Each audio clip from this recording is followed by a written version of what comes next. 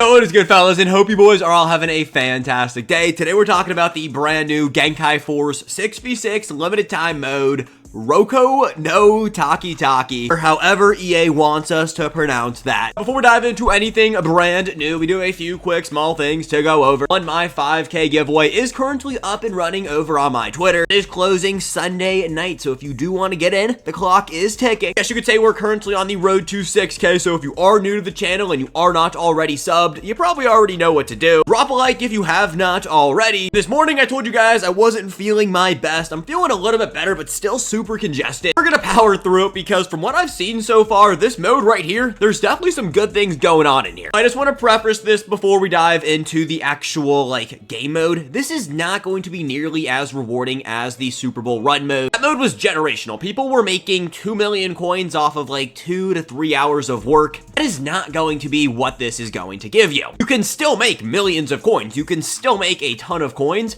but it's not going to be nearly as good as the Super Bowl run mode. But the best part about it right here, it is uncapped. Super Bowl runs, they capped you off at right about 2 to 3 million coins before you started really noticing a significant decrease in the value. This right here, the value is going to remain the same from the entire get-go. No flawless run packs. Every time you win, you are going to get 22 power. Every time you lose, you're going to get 100 coins. No, I do not think it is worth it to load into a game, immediately quit out to take your 100 coins, for that to be worth your time. You probably have to do that 400 times, and even then, is it worth your time? No, so don't do that. Before we go into what you should be doing in the mode, I do want to talk about what you're going to be spending your power on. I haven't done the financial breakdown of what the power translates to over 2 coins. Math is not necessarily my thing. I'm going to leave that up to some other content creators to bump that out first. When it comes to the power store, there are some things going on in here that I do want to note. One, the champions, these are not going to reset, so you can only pick 2 free 96 overall Genki Force champions throughout the entirety of the 2-week promo. I highly recommend you guys hold on to the B&D one until the end of the promo. If you play enough of the 6v6 mode from now until the end of the weekend and you have enough to buy one of these champions, I don't hate the idea of just picking it and selling off the player. But the B&D one, I would recommend you guys at least hold on to it until next week because there's a chance we might be getting some better cards next week. The reason I said this mode has uncapped potential, these packs, pretty much every single one else in here is going to reset. You can also get an elevation pass. I do recommend you guys buy that. These are how you are going to get those additional discounted abilities. There are a bunch of free ones scattered throughout the Genki Force promo, but you definitely want to have as many of these as possible. Got these 90 plus packs right here that are currently uncapped. We got 85 plus packs that are currently uncapped. And then we have these power packs at the very end. I haven't seen anybody rip open any of these. So I'm going to rip open one power level 1 right here. And you guys can see you either have a chance of pulling more power or a power level 2 pack. I don't exactly know what this is going to give us, and it gives us, okay, so it looks like we hit right there 600 power. That was from a power level 1 pack. You guys see the description right there, between 25 to 2000 power or a Genki Force power level 2.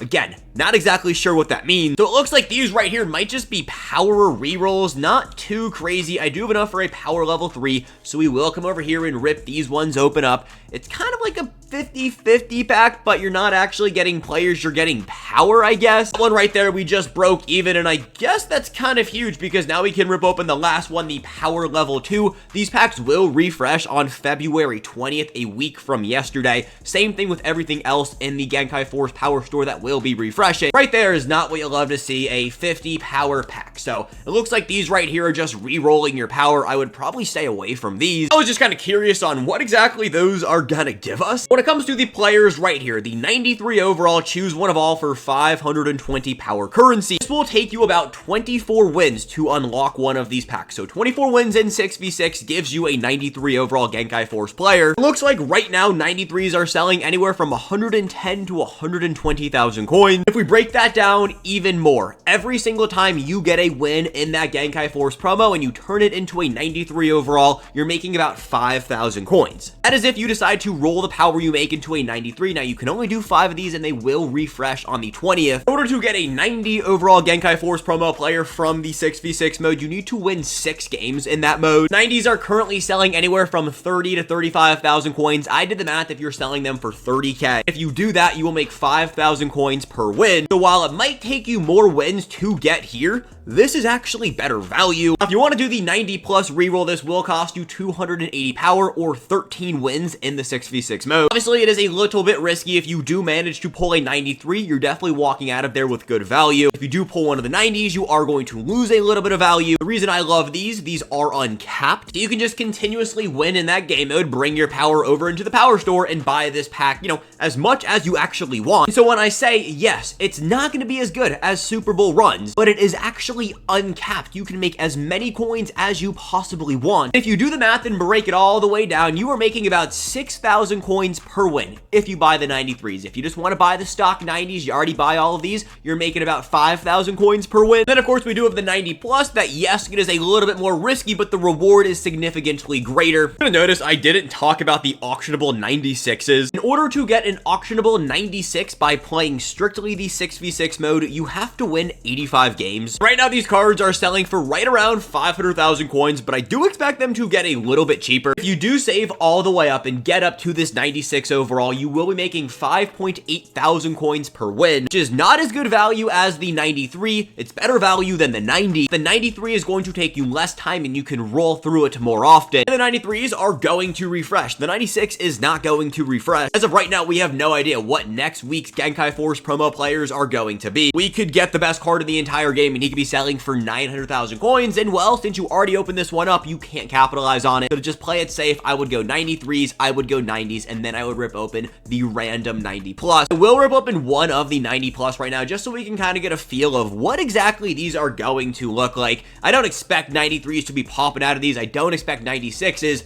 but hey, 93 overall Devon Hamilton right there. I mean, we'll definitely take that. You guys are watching this video in the afternoon. I'm recording this in the sort of morning, so that was a lot of math for me just getting up and going. That said, let's talk about the actual gameplay of this mode. Say it right off rip, this is not going to be for everyone. It is very similar to the yard of Maddens of years past. I know people did not like that. There is a reason EA did not bring it back. For me, I love when we get new and different things. So yes, I will be spending way too much time playing 6v6 Roko no Taki Taki. But if you're a competitive Madden player, this is probably not going to be your scene. It's a super laid back, kind of like what is going on. This is honestly whack type of game mode. But for me, like I said, this is right up my alley. When it comes to actually playing the game, there are a few rules that could be a little bit confusing. First one being, if your opponent does not blitz, you have 4 seconds to throw the football. You also cannot scramble if your opponent does not blitz. If you do scramble when your opponent blitzes, you're just going to be called down. Other side of that though, I recommend you guys blitz. 4 seconds definitely seems like a short timer, but gents, you need to get pressure on the quarterback. Just disrupting plays right off rip, I am telling you, it is going to cause havoc. There is essentially no defense in this game mode. Again, it's the yard. It is an offensive centric mode. So applying pressure and getting your opponent behind the sticks even more, it's going to be crucial. Yes, your quarterbacks will be able to run, but if you have a fast middle linebacker out there, or a fast linebacker in general blitzing the quarterback, you should be all good. When it comes to usering, I don't hate the idea of just user rushing. You have to wait a few seconds before you're able to go, so slightly drop back in coverage, but as soon as that barrier breaks open, just go and get the quarterback. When it comes to the type of players you need to be using, speed is going to be key. Any of these Super Bowl cards are going to work to perfection in this game mode. When it comes to play calling, do not run any of the offensive plays that have a guaranteed throwback pass. If you've played this mode at all, you know what I'm talking about. They are not good. If you pick off your opponent, you are going to receive 1 point even on conversion. Be extra careful when you are throwing the ball. If you do not score, you should probably just leave. You're going to want to have to score on every single possession. Like I said, defense basically non-existent. When it comes to the conversions, I still haven't quite figured that all out. I was going for 2 a majority of the time. Some people went for 3. When people went for 3, that was typically when I got the interceptions on the conversions. Going for 1 might be the safest play, especially when it comes to that 3-point conversion player. If you play somebody who keeps going for 3, they don't keep getting it, just go for 1. Ability-wise, you might want to build a different ability stack on your players. 2 abilities that I have messed around with and definitely seen some success: Playmaker on your quarterback, Master Tack essentially. You're going to want to have a human joystick out there. Evasive, Jukebox, human joystick, anything that gives your player an additional mobility boost. Those are going to be the type of abilities you are going to want to run on your wide receivers, your running back, and a tight end. Your tight end is going to be your center. A faster tight end is definitely going to be the play. That's everything I have written down when it comes to actually playing the game. Again, this is going to be nowhere close to Super Bowl run. I want to get that across. I've probably said it 5 times, but this is definitely going to be a fun game mode. The switch up of pace, and you know what?